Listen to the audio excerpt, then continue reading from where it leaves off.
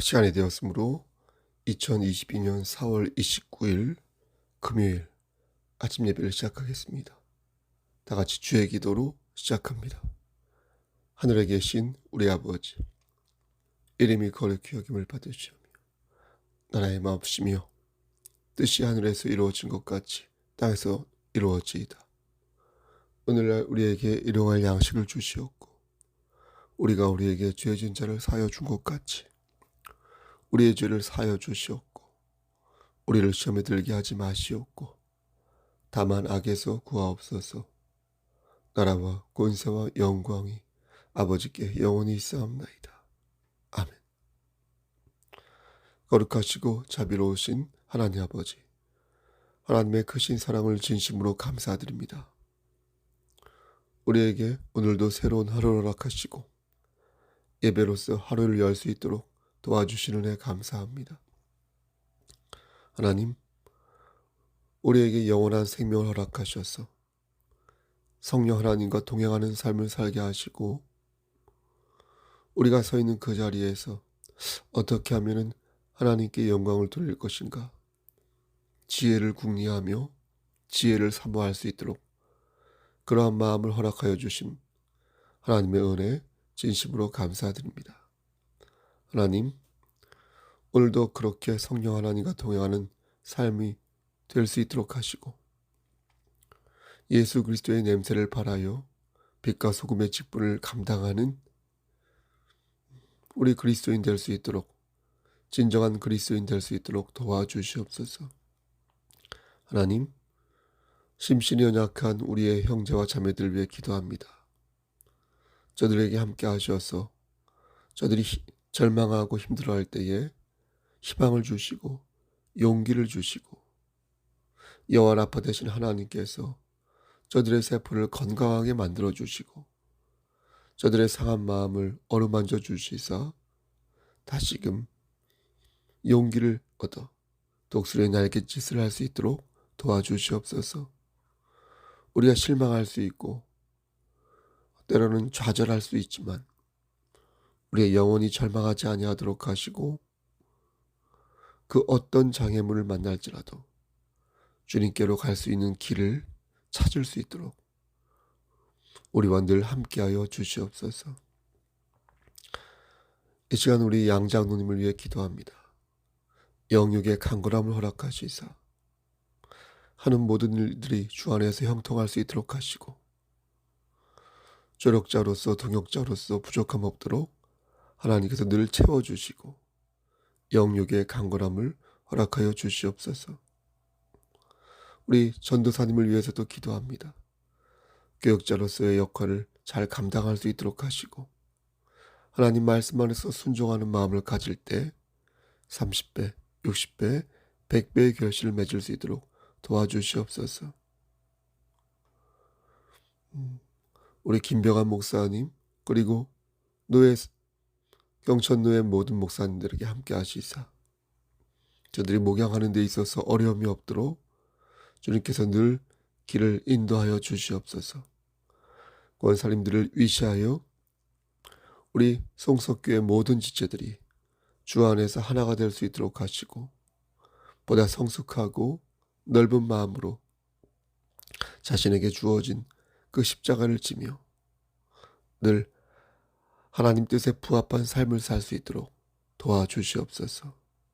서옥산 사모님 그리고 오은순 집사님 그리고 전순주 집사님 그리고 배민아 사모님 그리고 많은 지체들 하나님 눈동자처럼 지켜주시옵소서. 기관장 장기현 집사님과 강명승 집사님 그리고 셀 리더들에게도 함께하여 주시옵소서. 우리 어린 심령들 함께하여 주시옵소서. 늘 지켜주시옵소서. 모든 말씀 예수 그리스도인 받들어 감사하며 기도드렸사옵나이다. 아멘. 하나님 말씀 마가복음 6장 7절에서 13절 말씀입니다. 마가복음 6장 7절에서 13절 말씀 신약성경 제 성경으로 62쪽입니다. 7절. 열두 제자를 부르사 둘씩 둘씩 보내시며 더러운 귀신을 제어하는 권능을 주시고 명하시되 여행을 위하여 지팡이 외에는 양식이나 배낭이나 전대의 돈이나 아무것도 가지지 말며 신만 신고 두버릇도 입지 말라 하시고 또 이르시되 어디서든지 누구의 집에 들어가거든 그것을 떠나기까지 거기 유하라. 어느 곳에서든지 너희를 영접하지 아니하고 너희 말을 듣지도 아니하거든 거기서 나갈 때에 발 아래 먼지를 널어버려 그들에게 증거를 삼으라 하시니 제자들이 나가서 회개하라 전파하고 13절. 많은 귀신을 쫓아내며 많은 병자에게 기름을 발라 고치더라. 아멘. 하나님 이 말씀을 들어 사용하여 주시옵소서. 예수님의 이름으로 기도합니다. 아멘.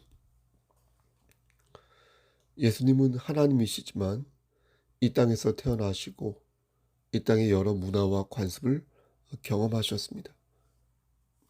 오늘 본문도 이런 차원에서 이해하면 바르게 말씀을 이해하는 데 도움이 될 것입니다. 늘 강조하는 것이지만 오늘도 본문에서 핵심을 찾아 우리에게 적용하는 순서를 밟아야 할 것입니다. 말씀의 본질을 정확하게 찾아 우리의 삶에 적용하여 실천하는 것은 말씀을 전하는 저 같은 사람이나 듣는 여러분들이나 모두 감당해야 할 책임인 것입니다. 한 절 한 절 묵상하면서 성령 하나님께서 우리에게 들려주시는 음성을 들어보겠습니다.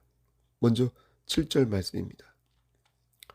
열두 제자를 부르사 둘씩 둘씩 보내시며 더러운 귀신을 제어하는 권능을 주시고 예수님께서 열두 제자를 부르시고 둘씩 둘씩 보내어 복음을 증거하도록 하셨습니다. 총 12명이니까 둘씩 짝을 지면 6팀이 되겠죠? 총.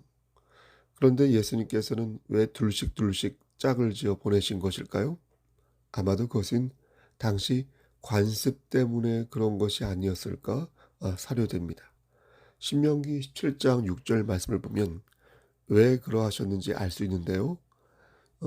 죽일 자를 2사람이나 3사람의 증언으로 죽일 것이요 한 사람의 증언으로는 죽이지 말 것이며 라고 말씀합니다. 그러니까 사람을 사형시키려면 증인이 최소 2사람은 있어야 한다는 것입니다. 그럼 왜 2사람이나 3사람의 증언이 필요했을까요? 그 이유는 여러분들도 예상하셨겠지만 혹시라도 무고나 위증으로 인해 억울하게 희생되는 것을 막기 위해서 그런 것이었습니다. 마치 오늘날 3심제가 있지 않습니까? 억울하면 항소하고 또 억울하면 대법원에서 마지막 심사를 받듯이 일종의 안전장치 차원에서 억울한 희생을 막기 위해 최소 2명에서 3명 정도의 증인이 필요하다고 본 것입니다. 재미있는 것은 예수님께서 복음을 전하기 위해 제자들을 파송할 때에도 이러한 관습을 고려하셨다는 것입니다. 왜 그러셨을까요? 예? 무엇이 걱정되어 예수님께서는 단독으로 제자를 보내지 않으시고 둘씩 짝을 지어서 파송한 것일까요? 이 또한 복음의 증거가 필요하기에 그런 것이었습니다.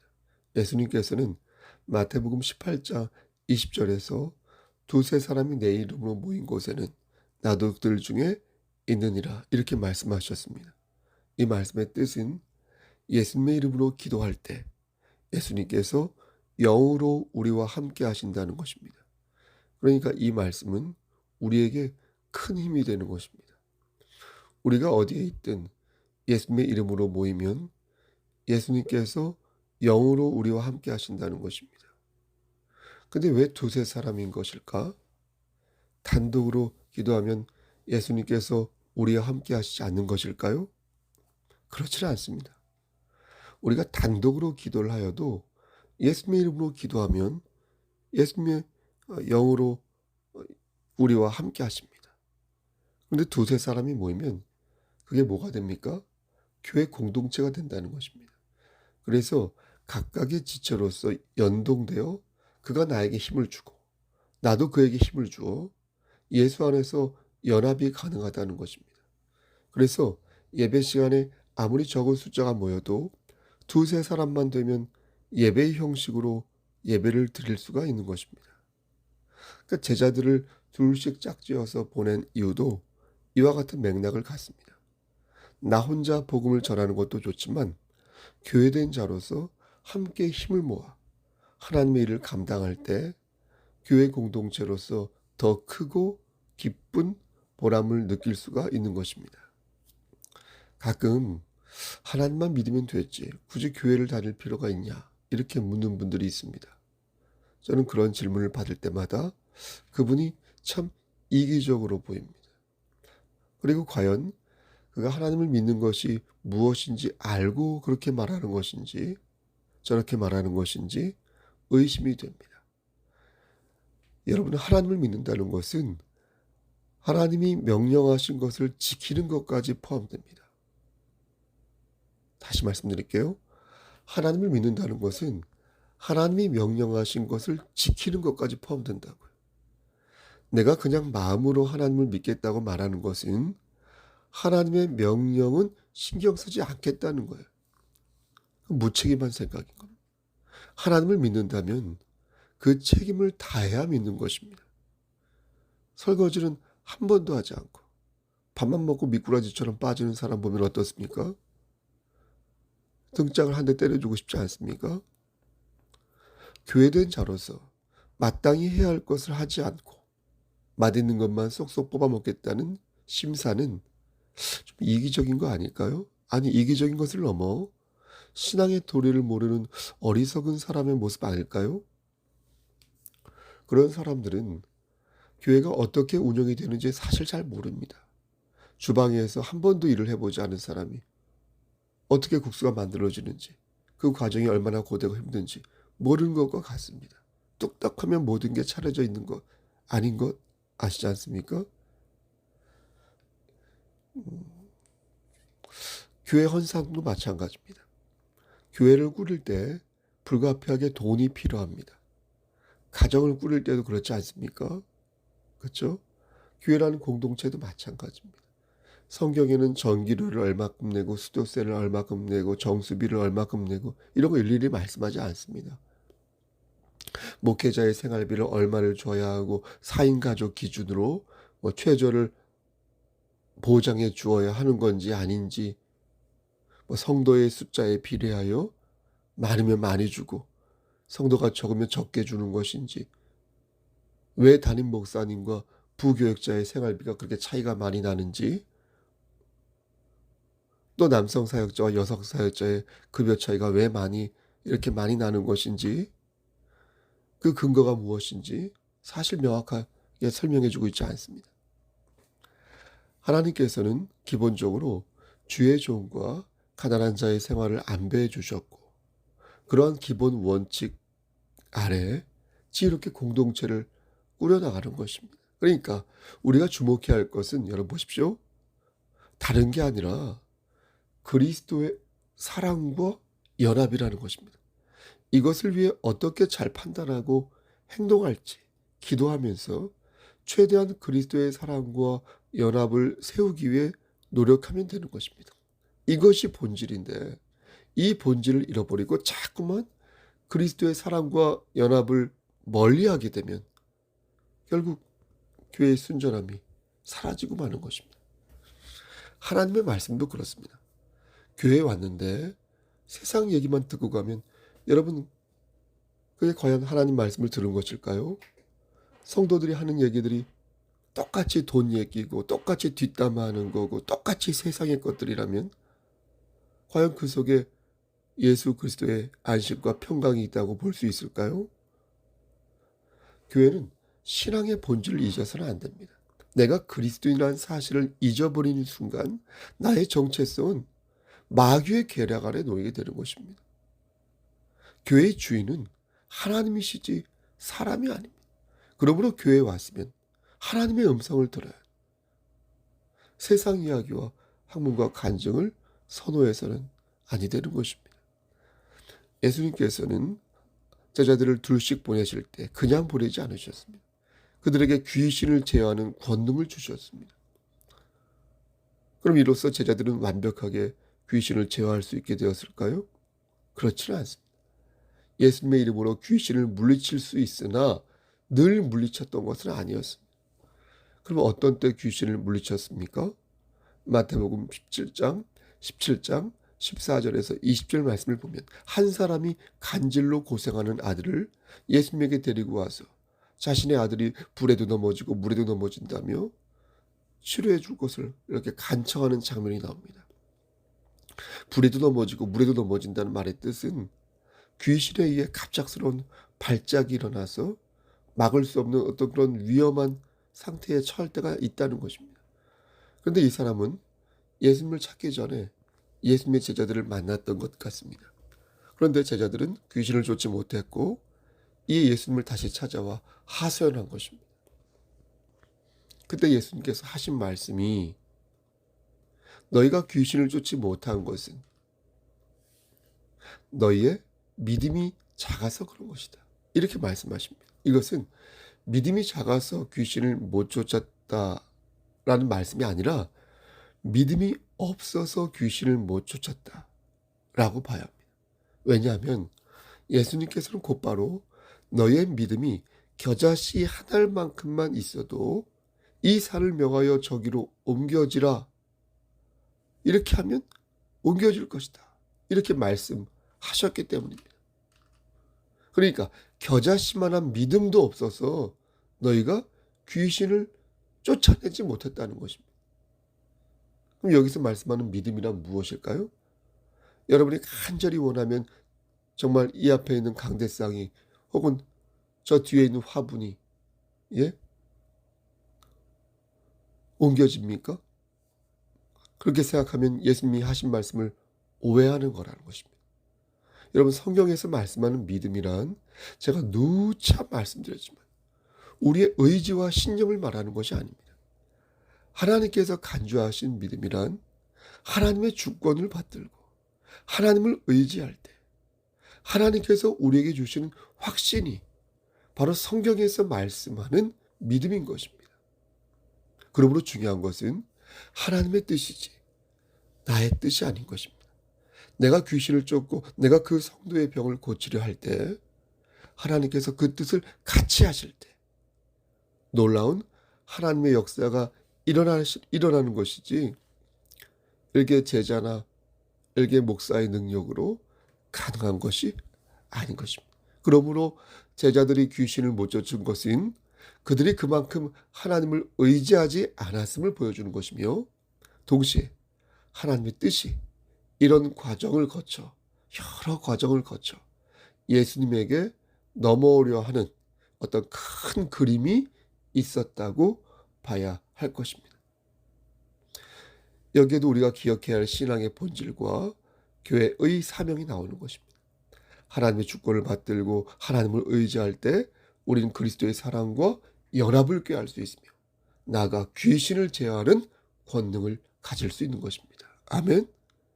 바꿔 말씀드리면 우리가 진실로 하나님의 뜻을 붙잡고 예수님의 이름으로 기도하면서 그가 일어서기를 바라고 그가 고쳐지기를 바라고 그가 마귀의 영에서 헤어나오기를 바랄 때 하나님께서는 놀라운 역사를 일으키신다.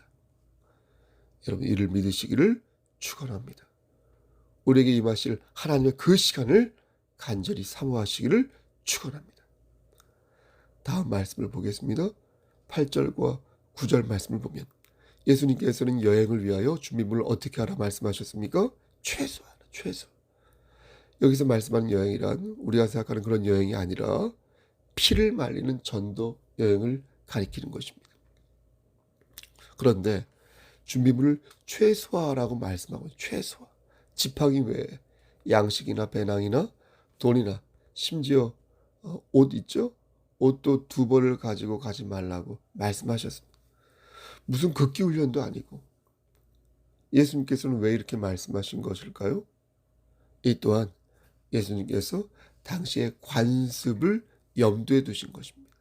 출애굽기 12장 11절 말씀을 보면 이스라엘 백성들이 막 출애굽을 하려는 시점에서 하나님의 명령을 듣는 장면이 나오는데 6월절에 어린 양고기를 불에 구워서 무교병과 쓴 나물과 먹는 장면이 나옵니다. 그런데 하나님께서 명령하시기를 천천히 이렇게 스테이크 썰듯 먹지 말고 허리에 띠를 띠고 발에 신을 신고 손에 지팡이를 잡고 급히 먹으라고 명령하십니다. 이는 출애굽의 신앙을 보여주는 것으로서 제가 오늘 반복하여 말씀드리는 신앙의 본질을 말하는 것입니다. 출애굽의 신앙, 다시 말해서 신앙의 본질이란 하나님의 주권을 받들고 하나님을 의지하여 교회의 책무를 다하는 것인데, 그게 바로 하나님의 능력을 전적으로 의존하여 하나님이 시키는 대로 행동하는 것이 신앙의 도리라는 것입니다. 전도 여행도 마찬가지입니다. 너희가 옷을 2벌이나 가지고 갈 여유가 없다는 것. 전적으로 나를 의지하여야 하기 때문에 돈이나 다른 물건들을 챙기지 말라는 겁니다. 이렇게 하나님께서는 하나님의 능력을 전적으로 의지하기를 바라는 뜻에서 제자들에게 이러한 명령을 내리신 것입니다. 여러분, 그렇다면 지금 우리도 이렇게 살아야 하는 것입니까? 어떤 교회처럼 며칠 전에 말씀드린 공동묘지에서 채찍을 맞고 자신의 똥도 먹으면서 불침번도 막 서야 하는 것입니까? 그렇지 않죠. 앞에서도 말씀드렸지만 성경을 읽을 때는 말씀의 본질을 보아야 하지, 말씀의 어떤 현상에 집착해서는 안 됩니다. 제가 이렇게 말씀드리면 목사님 왜 자꾸만 신앙의 열정에 찬물을 끼얹습니까? 이렇게 말하는 분이 있을지도 모르겠는데, 그것은 자신의 혈기이고 여러분의 열정인 것이지 신앙의 열정이 아닌 것입니다. 정말 그렇게 하고 싶다면 대체 얼마 동안이나 지팡이만 들고 다닐 수 있는지 저는 그에게 묻고 싶어지는 것입니다. 평생 그렇게 할 수 있습니까? 평생 지팡이 하나만을 가지고 살 수 있습니까? 이렇게 묻고 싶은 것입니다.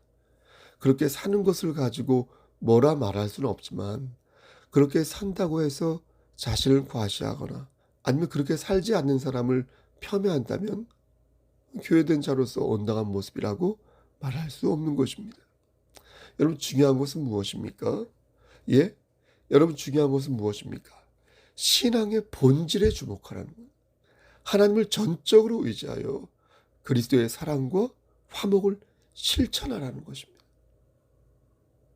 여러분, 그렇게 사시기를, 그러한 삶을 사시기를 간절히 소원합니다. 다음에 10절 말씀이 되겠습니다. 이 말씀을 몇 번을 읽어도 흥미로운데요, 예수님께서는 제자들에게 왜 이런 말씀을 하신 걸까요? 또 이르시되 어디서든지 누구의 집에 들어가거든 그것을 떠나기까지 거기 유하라. 그렇죠? 여러분, 이게 무슨 뜻입니까? 복음을 전하다 보면 신세를 질 때가 있습니다. 그게 국밥 한 그릇이나 떡 하나라 해도 신세를 질 때가 있습니다. 그런데 한 곳을 정하여 신세를 지면 다른 곳을 가지 말라는 것입니다. 거처할 집을 정하면 떠날 때까지 옮기지 말고 한 집에 머물러 있으라는 것입니다. 그렇게 하는 이유는 이쪽 저쪽을 옮겨 다니면 덕이 안 되기 때문에 자꾸 비교하게 되고 이상한 말을 흘리게 되고 오해를 살 수 있다. 그러니까 한 곳을 정했으면 진득하게 머물러 있으라. 조금 불편하고 섭섭한 것이 있어도 참고 진득하게 남아있으라는 거예요. 여기에도 신앙의 본질이 나옵니다. 어떤 것을 결정하려 할 때 과연 이것이 하나님의 영광을 위해 좋은가 나쁜가, 그것을 봐야 한다는 겁니다. 자신의 안락만을 생각하고 하나님의 영광을 뒷전에 둔다면 그것은 그리스도인의 아름다운 모습이 아니다. 그러니까 보세요. 교회된 자는 하나님의 영광을 위하여 자신의 이미지를 바로 세우고 성숙한 그리스도인이 되기 위해 말 있죠, 행동 있죠, 각별히 주의를 기울여야 한다는 것입니다. 역시 이렇게 아름다운 삶이 되시기를, 그런 그리스도인 되시기를 간절히 소원합니다. 이제 11절 말씀입니다. 이 말씀은 복음을 거부하는 자들을 어떻게 대하는지 분명하게 가르치는 말씀입니다. 어느 곳에서든지 너희를 영접하지 아니하고 너희 말을 듣지도 아니하거든 거기서 나갈 때에 발 아래 먼지를 떨어버려 그들에게 증거를 삼으라 하시니. 요즘은 연락이 뜸하는데 오래전에 우리 송석교회를 섬기던 어떤 자매가 있었습니다.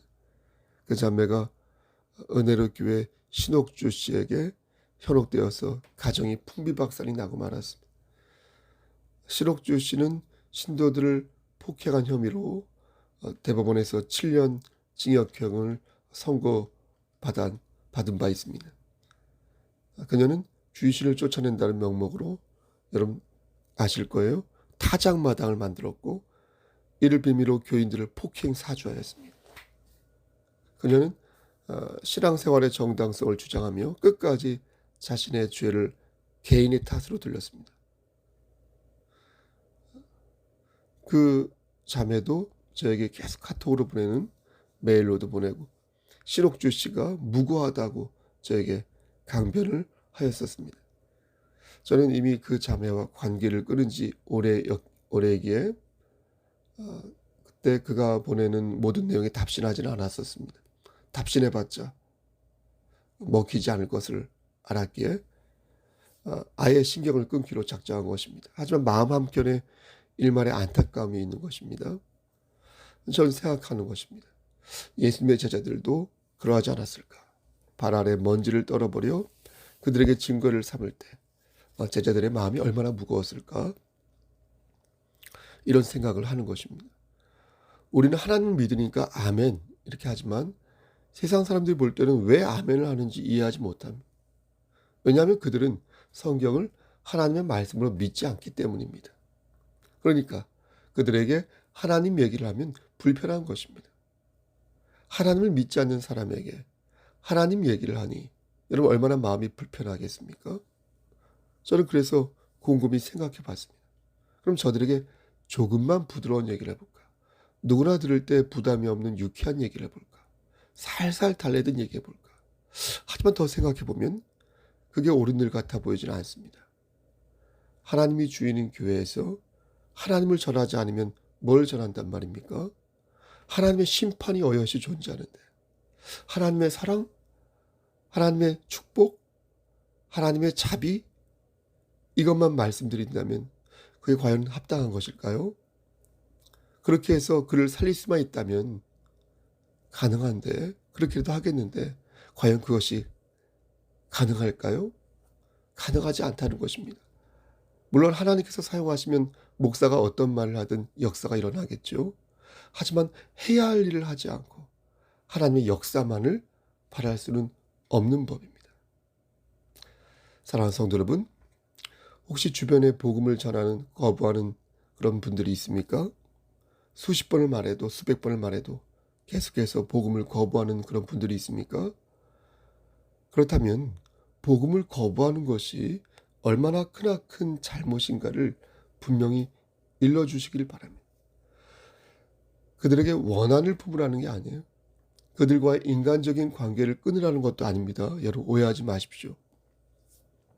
하나님의 아들이신 예수님의 복음과 그 권위를 거부했다는 차원에서 그들이 얼마나 큰 잘못을 범한 분명히 알려주라는 것입니다. 하나님의 진노를 그들에게 분명히 표명하라는 것입니다. 제자들은 예수님의 명을 받들고 제일 먼저 회개하라고 소리쳤어요. 예수님께서도 마가복음 1장 15절에서 하나님 나라가 가까웠으니 회개하고 복음을 믿으라고 말씀하셨어요. 여러분 그렇지 않습니까? 사랑하는 성도 여러분, 이제 그 공이 우리에게로 넘어왔다는 것입니다. 우리는 이제 잠에서 깨어나 복음의 열정을 다시 세워야 할 때가 왔다는 겁니다. 여러분, 우리 주변을 둘러보았으면 좋겠습니다. 의외로 적지 않은 사람들이 복음을 기다리고 있습니다. 마귀의 계율에 빠져서 점점 늪에 빠져드는 사람도 여러분 보일 것이고요. 주님을 향한 첫사랑을 잃어버린 채 육의 것을 소망하며 쇠잔하는 사람도 보게 될 것입니다. 그러므로 저는 이렇게 권면합니다. 사랑하는 우리 송석교회 성도 여러분, 믿음의 등불을 켜시기를 바랍니다. 복음의 긴박성을 느끼시기를 바랍니다. 신앙의 본질을 바로 새기시기를 바랍니다.